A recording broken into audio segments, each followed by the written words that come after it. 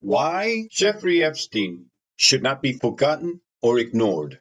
Jeffrey Epstein files, black books, client lists, videos. They don't exist, according to this administration. It's so easy to, all of a sudden, conclude it was all fake. Nothing here to see. Let's move on. Sure. First, to back up on that, in February, I did an interview on Fox, and it's been getting a lot of attention because I said I was asked a question about the client list, and my response was, it's sitting on my desk to be reviewed, meaning the file, along with the JFK, MLK files as well. That's what I meant by that. Also, to the tens of thousands of video, they turned out to be child porn downloaded by that disgusting Jeffrey Epstein. Child porn is what they were. Never going to be released, never going to see the light of day. To him being an agent, I have no knowledge about that. We can get back to you on that. And the minute missing from the video, we released the video showing definitively the video was not conclusive, but the evidence prior to it was showing he committed suicide. And what was on that, there was a minute that was off the counter. And what we learned from Bureau of Prisons was every year, every night, they redo that video. It's old, from like 1999. So every night the video is reset, and every night should have the same minute missing. So we're looking for that video to release that as well, showing that a minute is missing every night. And that's it on Epstein. So who has Jeffrey Epstein's Black Book? Black Book? FBI. But who? That is I mean, there's. Oh, that's under direct control of the director of the FBI. Just like the manifesto from the Nashville school shooting of the Catholic school. We still haven't seen that, right? It's not the Nashville police or PD saying we don't want this out. The FBI airmailed into that operation and said this is not getting out. Because they do that because this is another government gangster operation. All these local law enforcement communities get funding from the DOJ and FBI for local programs. And if you don't cooperate, you're not getting your $1 million for this, and you're not getting and that's a lot of money to these local districts. That's how they play the game. That's why you don't have a Black Book. But the Black Book, it's not just sitting. I mean, that's Hoover power times 10. And to me, that's a thing I think President Trump should run on. On day one, roll out the Black Book. And not just that. On day one, roll out all of the text messaging communications we were told were deleted. On day one, play the rest of the video of the pipe bomber. On day, one of the reforms I talk about in government gangsters is you need a central node to be continuously declassifying. This is another thing they do. They overclassify. And I'm telling you, as a former number 2 in the IC, they overclassify 50% of the stuff there to protect. Trump isn't on the list. If Trump was on that list would have been released years ago. But do you want to know who I do think is on the list? A good portion of his administration and a good portion of the Democratic Party. And keep in mind, TikTok, this is just speculation, this is just my opinion. But I do think the Clintons are on there, as well as the Obamas. Maybe the Bushes, definitely Pence. Unfortunately, I think the swamp runs so deep that there is no way they were ever going to allow us to see that list. I also think that a good portion of Hollywood is listed on there, especially after all this bullshit that happened with P. Diddy. You're telling me that man is walking free, about to walk free? And what's also very confusing about this entire situation is, why is Ghislaine Maxwell still in prison? Why was she locked up if there wasn't a list? And why was over a minute of the video footage just missing, just completely gone? I thought that list was sitting on your desk, Pam. I also thought that those influencers got a binder that had all this information in it. What happened to that? Yeah, y'all, I think there's a lot more corruption in the government and in our world than we actually can wrap our minds around. And they thought that these influencers, who I haven't heard of like any of these people. I know most of them are like famous on X, but I only use X. I think it was very convenient that they were looped into some of the information, kind of. But even they're like, what the fuck? This isn't anything. So yeah, I think that the corruption goes much deeper. And I think that there was an executive decision that was made that says, we know the world's going to essentially burn if we release this list. Life as we know it would be completely over. I mean,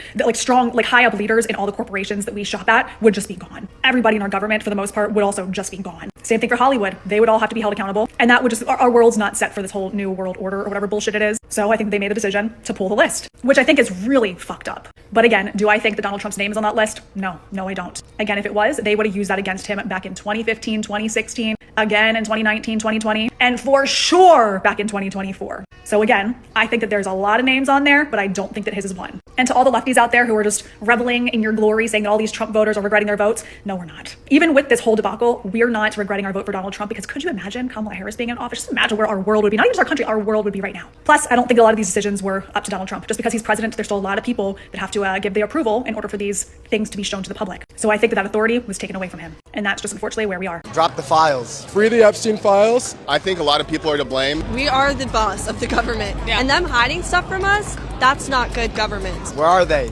I'm incredibly disappointed with how this administration is handling the release of the Epstein files. We were promised certain things, and unfortunately we haven't been delivered those promises. The American people want to know. The truth needs to come out. Yeah, I'm definitely not a fan of how they're dealing with it. I mean, the American people have been waiting for this for how long? I think they should upload it to like a Google Drive and just dump it on X. We know Santa's naughty list, but we don't know Jeffrey Epstein's list. I got a question. What happened to the Epstein stuff? I mean, I was told that we had it. The DOJ may be releasing the list of Jeffrey Epstein's clients. Will that really happen? It's sitting on my desk right now to review. That's been a directive by President Trump. I'm reviewing that. I'm reviewing JFK files, MLK files. That's all in the process of being reviewed because that was done at the directive of the president from all of these agencies. So where is it? We don't know. Apparently, I don't know. I guess Pam Bondi doesn't have the files that she said she had on her desk after all.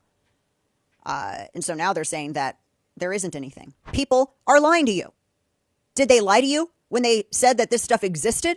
Or are they lying to you now when they say this doesn't exist?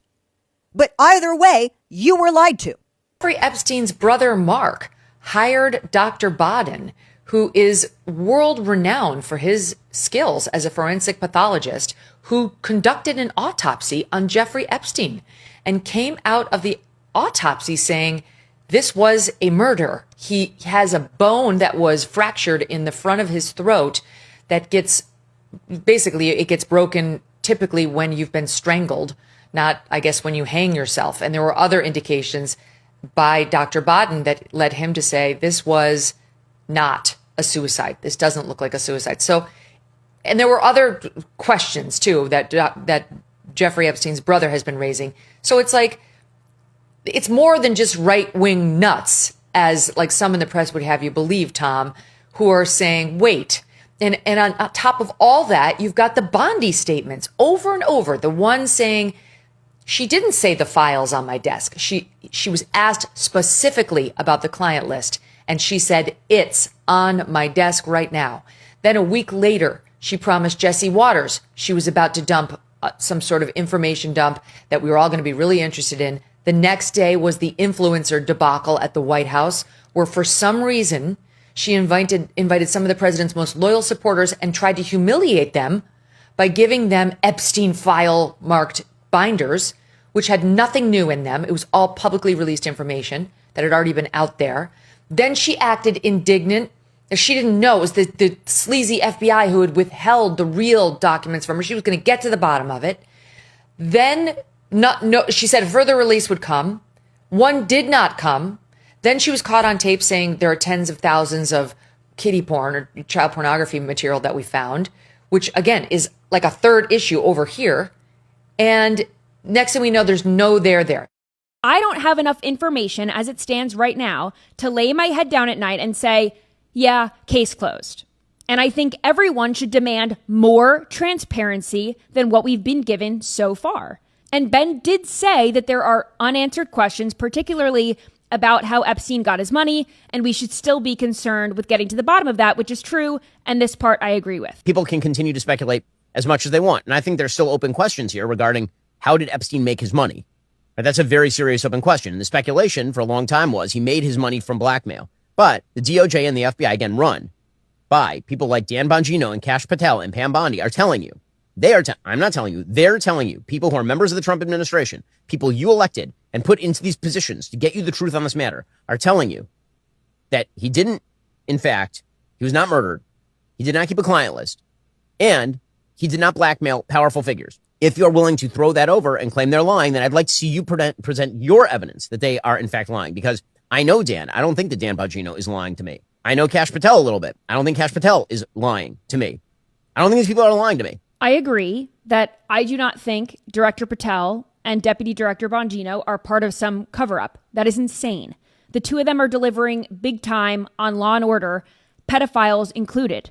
And I don't think if they had incriminating evidence relating to Epstein and his cronies, they would intentionally drop the ball. I know Dan. He's not the kind of guy that would go after some pedophiles, but then not these pedophiles. Pedophilia is one of these issues that's pretty easy to pick a side. It's okay to trust Cash and Dan and still be critical of how this was handled. How is it that my father can be convicted of 34 crimes, but no one on Epstein's list has even been brought to light? I'm trying to figure out how that's possible, right, folks? It's almost like they're trying to protect those pedophiles for some reason. I can't imagine why, right? We're not allowed to say they're groomers, but when they act a lot like groomers, sort of tells you everything you need to know, right? Why is the FBI protecting the greatest pederast, the largest scale pederast in human history? Simple, because of who's on that list. What the hell are the House Republicans doing? They have the majority. You can't get the list? Put on your big boy pants and let us know who the pedophiles are. Tom, he sounded pretty definitive there, so what changed? I think they decided for political purposes they didn't want to include the individuals who are on these lists and put them in the public domain. And they were concerned that some of them may not have done something warranting the disclosure. I mean, that's the most charitable interpretation. You know, but there is a list. There's no doubt. I mean, they talk about in the memo they wrote, well, there's no incriminating client list. Well, what does that mean? I want the non-incriminating client list. And of course, a client list is a term of art, right? Where are his associates? Where is the list of contacts? You know, and we asked under our FOIA lawsuit, Pam Bondi, give us the documents that you say you were looking at. Give us documents about the release of these documents. You said the FBI was obstructing the release. They came back to us and said, we have nothing. This will make you sick. 200 victims. 200. So we have, well over 250 actually. So we have to make sure that their identity is protected and their personal information. But other than that, I think tomorrow, you know, the personal information of victims. Other than that, I think tomorrow, Jesse, breaking news right now, you're going to see some Epstein information being released by my office. What you're going to see, hopefully tomorrow, is a lot of flight logs, a lot of names, a lot of information. But it's pretty sick what that man did, along with his co-defendant. So I've supported President Trump for many years now, but the last few months I began to question my choice. And this Epstein list might be the final straw. For many years, MAGA Republicans were talking about releasing the Epstein list. In fact, Donald Trump Jr. was talking about releasing the list. And just a few months ago, Pam Bondi said that the Epstein list was on her desk and she just had to look it over before releasing it. But she must have found something bad on that list, because now all of a sudden Pam Bondi and Donald Trump said that the Epstein list doesn't even exist. And in fact, there isn't much evidence on the Jeffrey Epstein case. And let's just remember, this is the same administration that ran on government transparency. So what could have possibly been on that list that changed that? I just find it kind of suspicious that our government might be protecting probably the world's biggest pedophile of all time. And why would they do such a thing? So why is Trump's FBI lying about Jeffrey Epstein? Are they covering for Trump? Remember Jeffrey Epstein victim Virginia Giuffre, who unfortunately took her life back in April? Well, she also had a diary. In that diary, this is what she wrote, quote, "I used to be watched by Epstein's hidden cameras, which I have seen myself. The FBI have the archive footage showing me being abused by other men, used as blackmail." So where is this FBI footage? Why aren't they listing the names of men who were abusing Giuffre and potentially other women? Where is it? They're saying that the investigation's over with and they have no more information. And why did they announce today that they have no credible evidence that Epstein blackmailed prominent individuals? What's going on here? Is Trump just simply covering for the man who used to call him his best friend? I'm going to throw out some information here and do with it what you will. You remember Bill Barr, Attorney General, during his first term, not to be confused with Bill Burr. I get the names mixed up sometimes. Before Bill Barr's Attorney General days, he was with the CIA. Just kind of tuck that away. Bill Barr's father was a man named Donald Barr, who was the headmaster at a very prestigious school called the Dalton School. He wrote a book. It involved oligarchs and, let's just say, forcible mistreatment of minors. Imagine being a parent who's paying $67,000 a year and the headmaster comes out with this book. Guess who Donald Barr hired to be a math professor? No teaching experience whatsoever, nor a degree in math. But at 21 years old, he's given this position at a prestigious school. He didn't stay there long because he got kind of creepy on the young women. He'd go to parties with them and there were complaints. And he moved on to what, you may ask? Junior assistant to a trader. Within 4 years, was a partner at that firm. 4 years. That lasted about a year because of an SEC violation. So what did he do then? He moved to consulting work. Immediately, he had billionaires and governments that hired him. 2006, Epstein was charged with one of the charges involved 12-year-old triplet girls being flown in for his birthday party. Allegedly, these girls and others were brought in by a guy named Jean-Luc Bromel, was a scout or something for Epstein's modeling company called MC2. The U.S. attorney for the Southern District of Florida was a guy named Alexander Acosta. He offered Epstein this sweetheart deal that was insane. Leave for 12 hours a day, take walks on the beaches. When he was released on house arrest, house wasn't defined, so he could take jets to Manhattan. Leslie Wexner, Victoria's Secret guy, Abercrombie guy. Didn't take long for complaints to surface that Epstein was posing as a Victoria's Secret model recruiter. Didn't matter, Wexner still gave him control over all his money. When Trump nominated Acosta for the Secretary of Labor position, because of course he did, Acosta was grilled about this sweetheart deal. He went on record saying that he was told Epstein belonged to intelligence, and that the entire issue was above his pay grade. In the 80s, Epstein frequently used a fake passport. An Australian passport said that he was a resident of Saudi Arabia. He used it to go to the UK, Spain, and Saudi Arabia.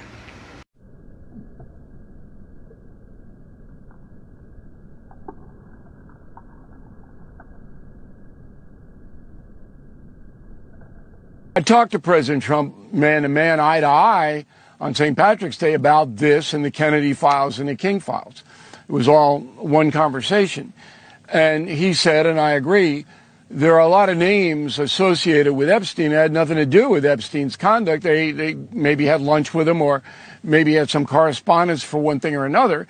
If that name gets out, those people are destroyed. Because there's not going to be any context. Media doesn't care about context.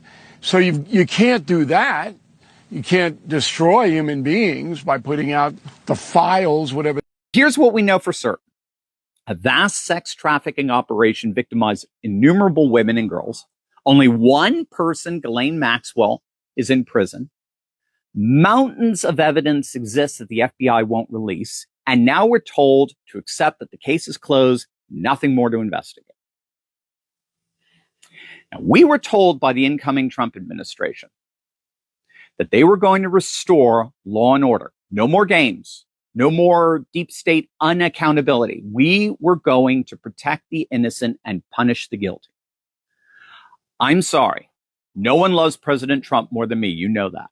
But I'm going to come out and I'm going to say it bluntly. This report represents the betrayal of all three.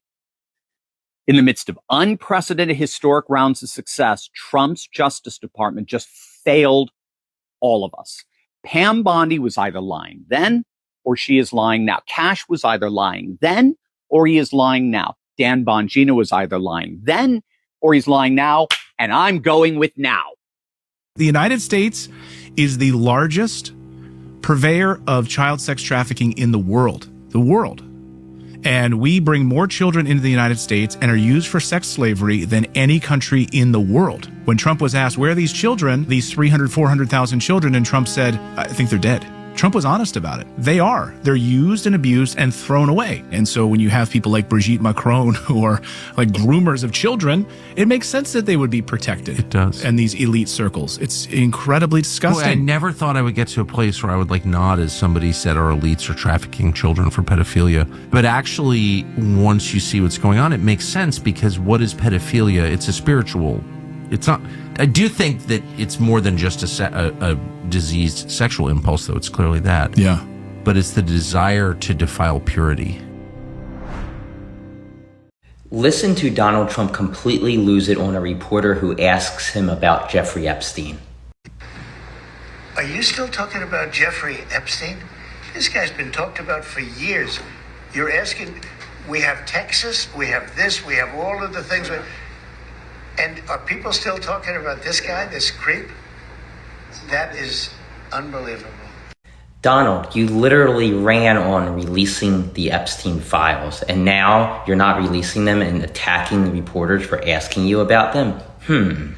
The Epstein files. And I've got to say I'm a bit at a loss here, because this is crazy. We're told now that there are really no Epstein files. There is no Epstein list. I think the big issue is it is beyond a shadow of a doubt that Epstein was running a trafficking operation. I think that something malevolent is afoot here. I've always had considerable confidence. Well, I have confidence in Trump, but I also have confidence in Cash and in Bongino. I can't think of two people I would rather put there myself to do the job of excavating what the deal is. And therefore, I'm caught in saying something has to be going on based upon what we know. We don't know what's going on, and the people we trust to tell us what's going on are, for whatever reason, not telling us. So this is not good. I'm not happy. I have seen, remember, I was accused falsely on the Epstein, and ultimately I was completely cleared. The woman admitted that she may have mistook me for somebody else and withdrew all of her lawsuits. And so from day one, from the day I was accused, I said I want every document out, because I knew every document would prove I was innocent. So let me tell you, I know for a fact documents are being suppressed, and they're being suppressed to protect individuals. I know the names of the individuals. I know why they're being suppressed. I know who's suppressing them, but I'm bound by confidentiality from a judge and cases, and I can't disclose what I know. But I hand to God, I know the names of people whose files are being suppressed in order to protect them, and that's wrong. The Epstein thing has come up again. And I think this is a symptom. It's not about Epstein. It's about justice. It's about, are we really looking into all of these things? And is anyone ever going to go to jail for, actual crimes if they are there? So I have no problem looking at these things as individuals and going, nope, there wasn't enough to prosecute or whatever. But this was just handled so poorly. And the president doesn't seem to understand that there are a lot of people who really support him that are like, wait, I'm with you. I just want to know for sure that we are actually doing everything that we can to root out the deep state, and that people, they do go to jail if they did wrong. How do you think he's handled this? What do you think this is really? Because I don't think it's about Epstein. What do you think this is really about? I think it's pretty clear now that Epstein had no talent other than blackmail, and he was not a financier. He was not a captain of finance at all. What he did is he invited very powerful people to his island or his New York home, filmed them, and then he bribed them, and he shook them down and said, I'm going to be your quote unquote financial advisor, and in exchange for that, I'm not going to release all that stuff. And whether, there were some so pretty why big isn't it people being exposed? Because I think there are people in the establishment. I don't know if they partook in his sick things he was doing, but they feel they have some association with him, and they have they gave him money to invest when there was no reason to hire someone like that. There were much better financial gurus, but he got $500 million somehow from people who were mainstream establishmentarians on the basis that he was going to blackmail him. I think that's how he made his money. And I think those names are numerous. And I think the Trump administration thought, well, we're going to release this, and there's some crazy people that we don't care about are going to be embarrassed. And then all of a sudden, they got a lot of calls and said, why are you doing this? I didn't do this. I went down to the island once. I was on a plane. I didn't touch anybody. And they're saying, and now you're going to release my name, and I'll be guilty. I'm not going to. And I think that's what's happening. There's a lot of people who were very powerful that were giving him money or were trafficking with him. Not necessarily all of them engaging in what he was doing, but just the association with him. And I think they're putting pressure on people. I really do. Does there come a time when you just have to say, I'm really sorry, but the country needs its credibility. These offices need their credibility. And if you're not guilty, then, I'll be there for you and look at your case and everything else. But, if you're guilty, you're guilty. Yeah. We have to restore the credibility, or we don't have a country. Well, you summed up exactly what Pam Bondi and the FBI and people said to us in February. That's exactly what they said. And then something has changed in their attitude once they got into the data, the material. And the conspiracists say, well, there's officials involved. I don't know if I think it's more maybe the donor class or people across the political spectrum that are very powerful, influential. And some of them were very terrified of Jeffrey Epstein. And that's it. I think you have to start with the premise: how does somebody with no financial experience end up with no proven ability as a master of Wall Street with $500 million? And when you start looking at who was giving him money to invest, these were people who would never give him money and let him invest their money with that background. And yet they did. And the reason they did, I think, is that he showed them pictures or he entrapped them. So something has happened in the administration's attitude from February until now. And I think they would say, well, we went in there and there's a bunch of lurid pictures and we don't want to release that. And he didn't get murdered or anything. We're pretty clear of that. So it's kind of ancient history. And I think the people on the right, the conservatives, say, well, just tell us, is there a list and who was on it? Because we'll make our own conjectures. And I think eventually I don't think they can stop it. I think there's too many people that want to know. Victor, thank you very much. Well, you got your bucket list, your grocery list, your list of things to do. You got a list of all your wishes. That's a wish list, dude. You got your Amazon and Santa Claus and Tooth Fairy too.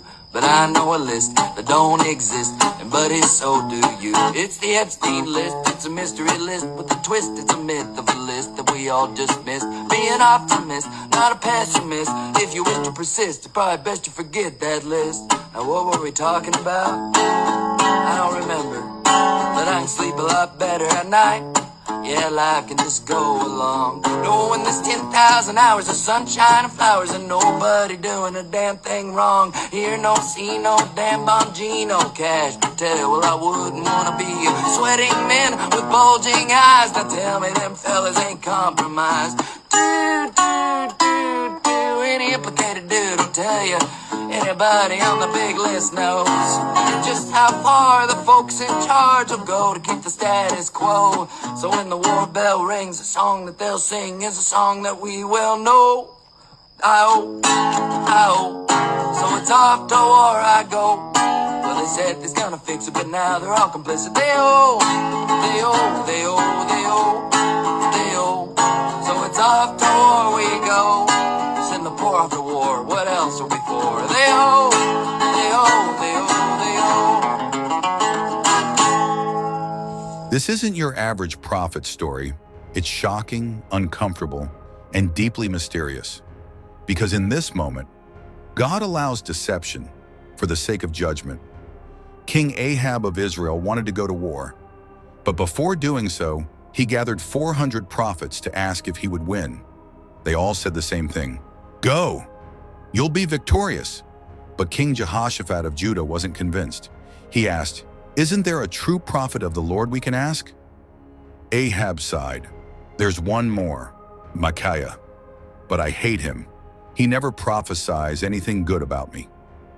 Micaiah arrives, at first sarcastically parroting the false prophets, but then he gets serious. I saw the Lord sitting on his throne and all the host of heaven standing around him. 1 Kings 22:19. God asked, who will persuade Ahab to go and fall at Ramoth Gilead? Different spirits offered ideas. Then one came forward and said, I will go out and be a lying spirit in the mouths of all his prophets. And God said, you will succeed. Go and do it. God permitted a lying spirit to speak through false prophets, to bring about Ahab's judgment. Ahab had rejected God over and over. Now God let him be deceived by exactly what he wanted: false hope. Even when truth was spoken, Ahab ignored it. He imprisoned Micaiah and went to war anyway. And just as prophesied, Ahab died in battle, struck by a random arrow, bleeding out in his chariot. This story shows a terrifying truth. When people continually reject God's truth, God may let them believe a lie. It's not that God lies, but he permits deception as judgment for hardened hearts. Ahab didn't want the truth. He surrounded himself with yes men, and in the end, it cost him his life. Truth isn't always comfortable, but ignoring it can be fatal. When we reject God's voice long enough, we risk being handed over to the lies we prefer. Listen for truth, even when it hurts. Lord, keep me from the trap of hearing only what I want to hear. Give me a heart that loves truth, even when it challenges me. Surround me with voices that speak your word, and help me never ignore the warnings you send. Amen. The Bible consistently condemns a king, in this case a leader, who leads the people with lies and deception. To God, it is a violation of his divine law and a path to destruction. Our Lord and Savior is the upholder of truth, and deception is an abomination to him. The Bible admonishes the importance of truthfulness and integrity among our leaders. God will guide a nation that seeks to stand for truth, even in difficult times. If a leader is deceitful in the presence of God, he will be judged harshly, and the people will also suffer in that harshness from God, if they accept the deceitfulness, the untruth from their leaders. Truthfulness and integrity are divine attributes from God. It is the foundation for a just and prosperous society. When a leader is deceptive or lies in the presence of God, he not only endangers himself, but the nation as well. President Trump needs to be totally honest to the nation and ask forgiveness from God. If he does that, he will see God working in his administration. Follow my page in TikTok, aka Fearless Norm, then go to my Rumble page to see the video.